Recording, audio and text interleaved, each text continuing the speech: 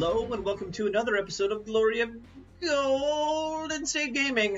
I'm your host, Swamp Swimmer, and with me, as always, it's a Hansel to my Gretel, the Spacian. Man, you just keep surprising. Hey, everybody. Good to see you. Yeah, I've got unlimited number of these. So for our little spiel before we get to the battle report, just a little question. The new KOE book is coming out very soon, and we didn't do a single book review about the Vermintide, which was the book that came out before KOE. I just wanted to ask our audience and also ask you, Aaron, is it worth to do book reviews right off the bat because they're going to change immediately? Or do we want to do quick book reviews as they do the changes, or just do a big book review when the beta 1 comes out, because this is alpha 1? I'd definitely be interested to see the comments on that.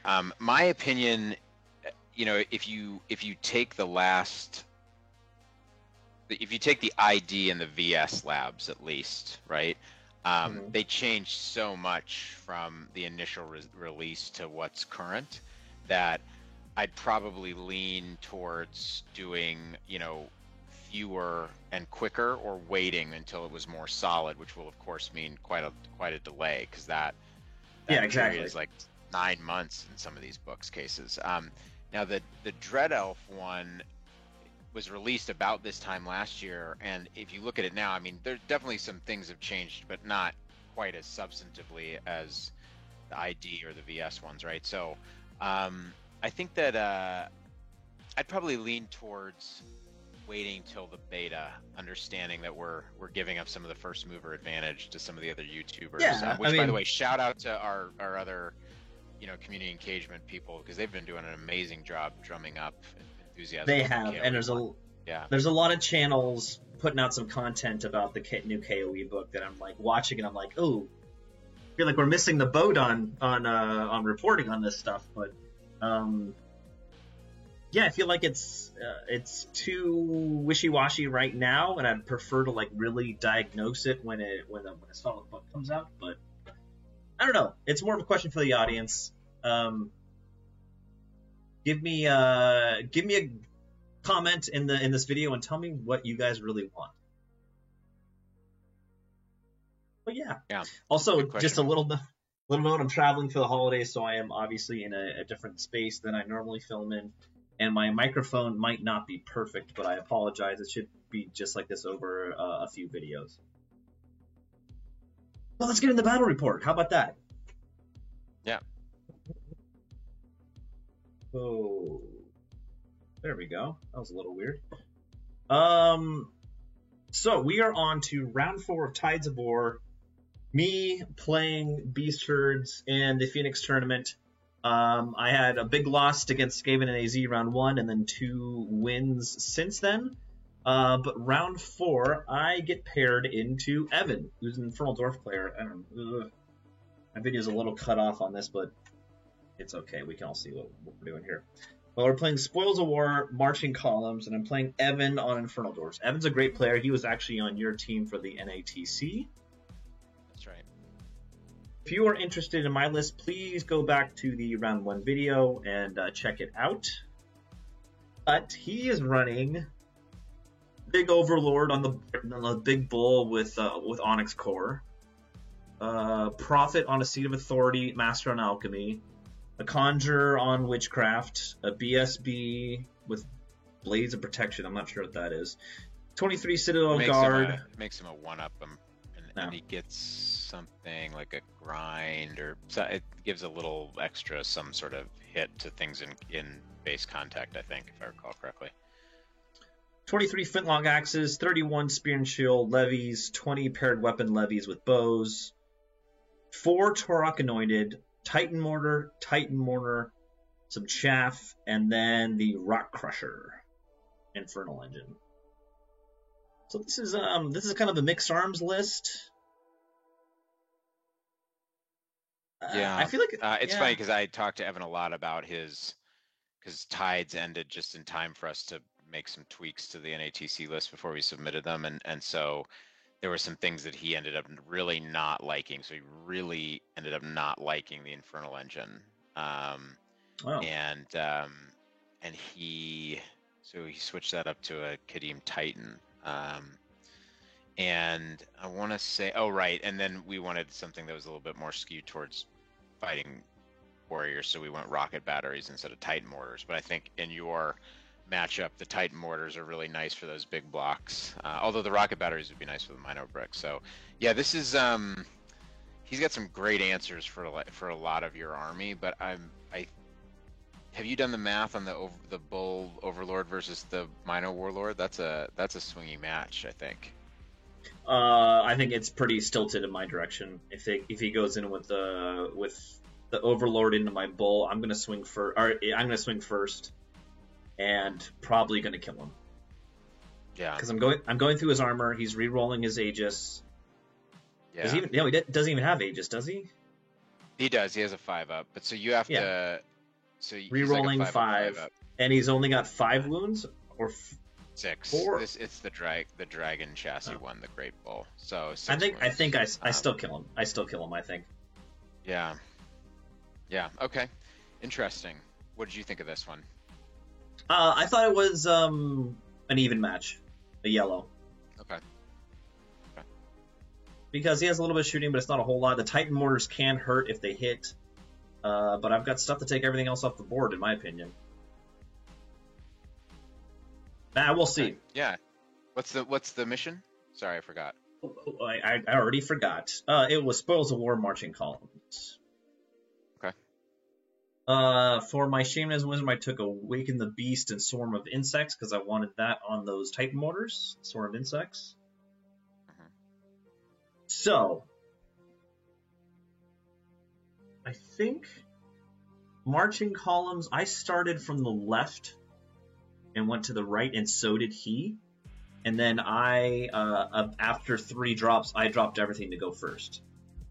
So off to the left, I've got my Gargoyles, I've got the Giant, I've got my big block with the Evo Soothsayer, I've got my Great Whip and Minnow Stick, and then I've got my Minnow block with my 2 characters, and then another block of Wild Horns with the Shamanism Soothsayer with Gargoyles in front of them, and then the Giant hiding behind the house. He has the Peasant Levies with the bows on the left, the Chaff Levies here, the Titan Mortar behind them. He's got the Infernal Engine, the Close Combat Infernal Engine right here. Then this is the Peasant Levy with Spear and Shield with his Wizard in it on the Sea of Authority. Then Flintlock Axes, the Titan Mortar behind them, the Big Bull right here, and the Turok Anointed on the far right. And I believe his little Levy Wizard is in with the Spears, and his BSB, I think, is in with the Flintlock Axes. Okay, yeah. Yeah, the Seat of Authority makes sense. Putting it into the Vassals would be my guess of where he's got it. Okay. Yeah, so I got the first drop, so I realized I wanted to drop for first. And when he started dropping, when he dropped this far off the left edge, this was his first drop here, the levies with bows. When he dropped them, I realized he can't put the whole lot to the left. Mm-hmm. So I decided to stack to the left and then drop everything and go first and push. That was my whole thought process. I said, forget about this token to the right. I wanted this one and this one. Yeah. Good observation. I mean, to be able to draw big conclusions that early on in the dropping process is usually a good sign. Spoils helps, right? Because you can kind of clearly understand the lines of everything. Maybe he was hoping that you'd go the other way, but then you got that huge impassable. That doesn't really make any sense. So yeah, I think good call. So let's move right into it. This is me after turn 1. Just push it forward. That's what I was. The one thing that's kind of weird is these gargoyles here were a bit funky because I realized I didn't want to charge turn 2 because this is a long charge. I know he's not going to get closer to me, and I wanted these guys here because they traveled from here They're kind of centering in the board, and I wanted them just far enough away from the bull that he doesn't charge them with the bull. So they're kind of in a weird formation here, but that's the way they worked out. Interesting. Okay. Yeah. Okay. Interesting. And then in Magic Phase, basically, I just get Clouded Eye off on the Minnow Great Weapon Stick, which gives them the MR3, which is very nice. And then it goes on to his turn. It's just his turn 1, bottom of 1. Just pushed up a little bit in the center. He goes for the token with the Torok Anointed on the right, and he puts his chaff piece right in front of these guys, which are going to go after his Infernal Engine. Okay, yeah. And then he's just going to shoot me. Yeah, for sure. It's got that. Oh, so dead. In the Magic Phase, he gets off Silver Spike even with the MR3 on this unit and kills 2 of them. No, is that possible? I think with shooting also he kills 2 of them. And there's 1 Minnow champion left.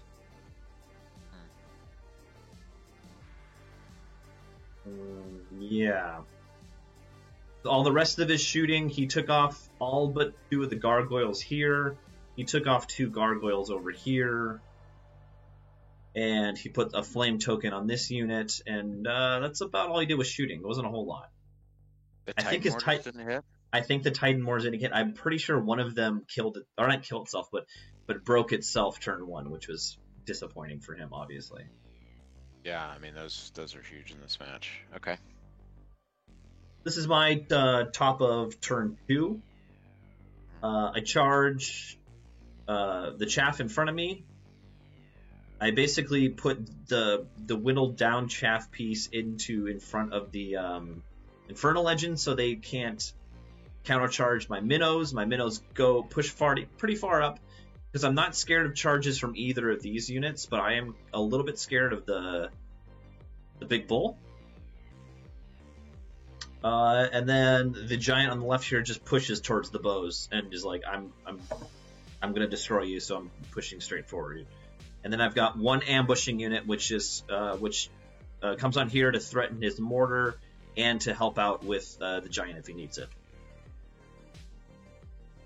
Pretty self-explanatory. Yeah. No big surprises right now. Let's see here. In the Magic Phase, I get Awaken the Beast, I think +1 toughness on my Minnow block, because I was a little scared of the units coming into them. Just a little defensive maneuver. And that's it. Now this is his bottom of 2. He comes up and puts his bows in front of my giant. I clear the chaff. Oh, okay, I'm sorry.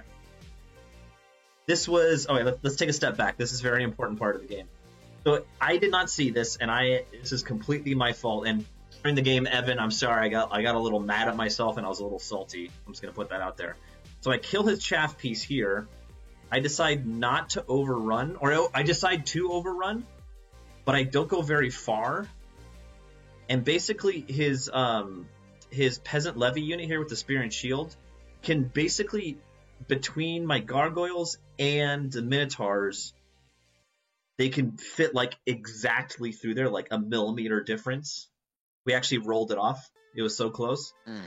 And with how far I ran up, which only about 2 inches, he was going into the flank of this Wildhorn unit and then clipping them, basically like touching them with 2 guys.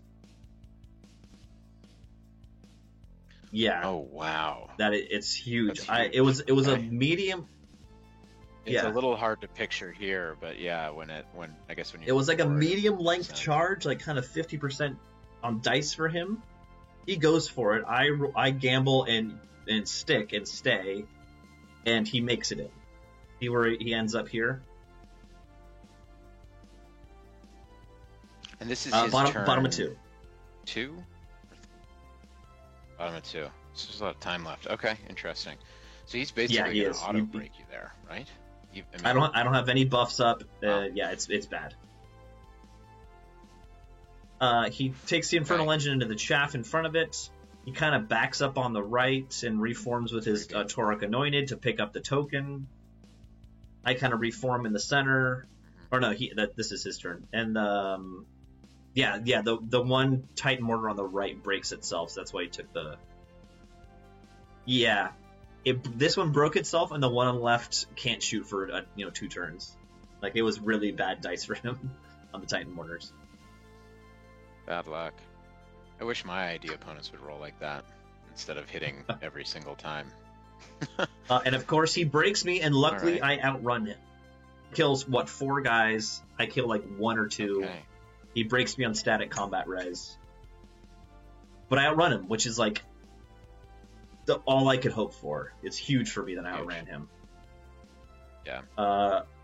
Of course I Yeah, wow. rally. I take the giant into the bows. I take the ambushing longhorns into the one that could still shoot, the Titan Mortar. My other ambushers come on. I throw my chaff piece in front of the flintlock guys and push a little bit forward with my big block of wild horns here to pick up the token, the center token. What did he shoot with his I don't know. flintlock? I remember he Guys, he did like no damage. I Wow. think There's no wild horns gone. The first- there's no Minos gone. There's nothing. I on don't the know. Giant. The minnows took wounds here. The minnows Here? took wounds. Okay. Yeah. Oh, they did. Oh, a couple. And then the minnows Okay. go into his infernal engine. His infernal engine just cleared the chaff, and then these guys are basically free to go now that these guys are behind them. The levies are behind them now. So I go in there. Magic phase, I get spectral blades off of the middle, so that tank is probably dead. Oof. Yeah. Which is exactly what happens. Definitely I blow dead, it up. yeah. I blow up the mortar. My giant doesn't go through the bows, which surprises me, but he'll get him next turn. And then this is bottom of his 3. He charges this unit again with his peasant levies, but this time I'm full frontage in the front, so it's a much better fight for me. Minnows blow up the infernal engine and turn to face the rear of them because I want to blow them up. He takes the chaff with his flintlock axes and with his big monster. This is the base. The model's right here, but the base is right here. Yeah. And my ambushers are forming up on the left to help the flank of the flintlock axes. So, I'm feeling okay at this point. Yeah. And look at that. Oh. This time they go through, they run down and kill my wildhorns. I was very surprised this happened. But I guess I was same. lucky with the retreat before, so I can't complain about this. He strikes first. Yes, though, right? he will. Yeah. That. And he's got that battle focus banner in there. I can't remember exactly, but I think so. Yeah, I mean that unit is yeah, not it's deceivingly slouchy good. with that, Yeah. with the seat and that. Yeah. Yeah. I mean, it's an expensive unit. His caster's in there, right? So it's pretty. So some nasty big changes here. to use it, Let me so, go back. Okay. Anyways. So when he clears the chaff here, his flintlock axes, he turns to face my ambushing longhorns. And it's my turn next. And then with his bull, he faces this wildhorn unit here. And he said to me like, "Oh, that was the biggest mistake he made in the game." Because in my turn, I charged the flank of his wildhorns, of his flintlock axes, and he realizes he has to flee. Because then I would blow past them. Yeah. This is where the bull is after combat, so I blow past him, and the bull would be looking at no one. So he flees with them.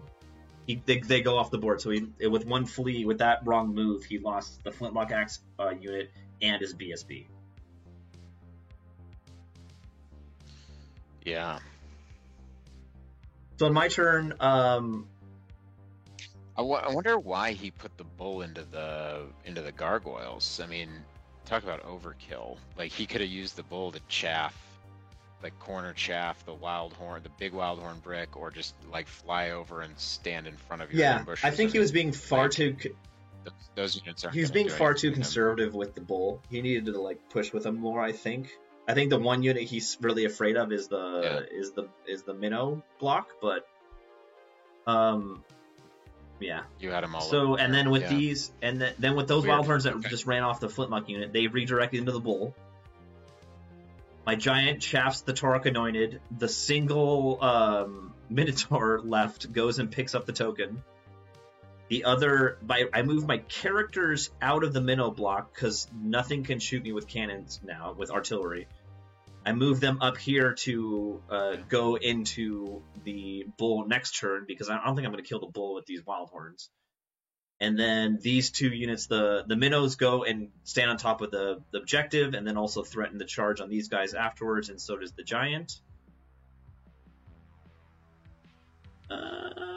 Yeah. I think I broke the bows in combat, but I chose not to run them down because I wanted to go over here, and I knew the longhorns here could wrap them up, so that's why they're still on the board. Okay. I get +1 strength on these wild horns, which is nice. So now they're with the banner and the +1 strength. They're strength 5, AP 2 on the first round of combat and a bajillion attacks. Yeah. This is just an extra photo, I think. Yeah. It looks like after combat. No. Yeah, you're right. It looks like He did a bunch of he damage. did a bunch to of the damage wild here. horns, I think Ooh. And he unloaded there. Like, what is that? Like 14 wounds. Yeah. Nice. He really did a lot here. I stick because my general's right there. He turns around and this is bottom 4 now? Turns around with his spears. He runs his 2 characters out of my charge arc, which is, it's nice. And he's trying to magic off this guy. Yeah. Torax charged my giant. And that's about it. Oh, and in last combat, I reformed to get ranks with this unit. Yeah. And I think he does everything he can to this unit to try to kill them with shooting and magic, and I still have 2 wounds left. He survives, which is awesome. Wow. Okay. And then, second round of combat, I roll my dice spike, and I kill the bull with the wild horns. Yeah. Which is pretty good. Yeah. Pretty awesome. What that also means is they can immediately reform and then charge the flank of his Torok Anointed here on the right. The giant charges the spears down here and takes care of them. Longhorns charge the bows up here. They're going to take care of them. It really swung in my direction at the end of the game here. And then I get Awaken the Beast off on this unit. I blow through them. And basically the last turn... actually, he outruns me. He makes it over here. So I get half points for them. He's just trying to magic off my characters at this point. That's all he does left, and he's unsuccessful. And that's the end of the game. So he's got his 2 casters, half points on the anointed unit, and you've lost the Wildhorn Brick and your Evo Mage, and your Chaff. Ends up being a big win. 18 for me, 18. which is pretty Okay, nice. nice. Evan's a great player, and I think he just made one choice, which really kind of hurt him. That was to turn around the flintlock axes. But it was a good game. Last time Evan played me, I still think you were pretty well positioned, even if he had gotten that right. I think I agree with you. Like I think that he needed to be when you turned your Minotaur brick around to try to reinvigorate your left. I think that was his opening to bring the bull out and try to work through some stuff, but he didn't take it. So yeah. After that, I think he was just fighting for the magnitude of the loss, right? Like even if he turns towards your wild horns, doesn't charge the bull into the gargoyles and uses it to chaff, right? You're still going to clean up the left and then turn back around and have enough time to finish off the middle, right? So I think that the dynamic at this point, he would have needed to bring the bull out to try to start winning the game for him. Like the Anointed and the bull combined could take down your Wildhorn Brick, right? Because they'd strike first and just do like a mess of damage. I would think. The flick doesn't he strike first? No, they'll be striking simultaneously. If he goes in with the bull and the the Anointed. Yeah, they would. Bull and the Anointed. Yeah, there's a lot of attacks. Yeah. Anyways, yeah, no, well played. Yeah, I'm really submarine in this game. I got that 3 and then a 13 and then 2 18s. So after game 4, I'm in 4th place on table 2. Yeah. Oh, wow. For all the marbles. But we will get to that bat report in the next one. If you're still watching, please like and subscribe, and everyone have a good evening.